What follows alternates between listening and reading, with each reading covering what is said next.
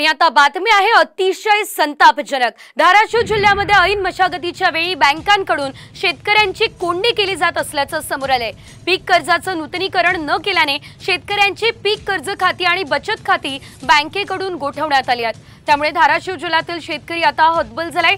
शासनाने या सर्व प्रकाराकडे लक्ष द्यावं ही मागणी शेतकऱ्यांकडून केली जाते आहे। बाकीचे जी फवारणी आहेत, खतं घ्यायचे आहेत, त्याच्यासाठी काहीच करता येत नाही ना। काय करणार, काय पैसे नाही आहेत। आणि जी आता आम्ही जर आता कोळपणी नाही केली, 15 दिवस झाले पेरणी होऊन, 15 दिवस झाले पाऊस नाहीये आणि त्यातली त्यात कसं तरी येतंय, तर हे आता फवारणी करायची आहे, कोळपणी करायची आहे, यासाठी पैसे नाही आहेत आणि बँकांनी होल्ड केलेले आहेत खाते। तर त्याला एकमेव पर्याय आहे, सरकारनं सरसंगट कर्जमाफी करावी आणि शेतकऱ्याच्या पाठीशी भक्कमपणे उभा राहावं।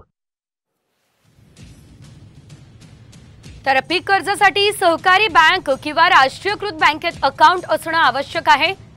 पीक कर्जासाठी शेतकऱ्यांना अर्ज करावा लागतो।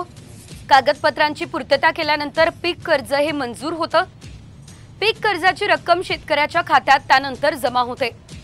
बँक खातं गोठवलं गेल्यास पीक कर्ज मिळणार तरी कसं?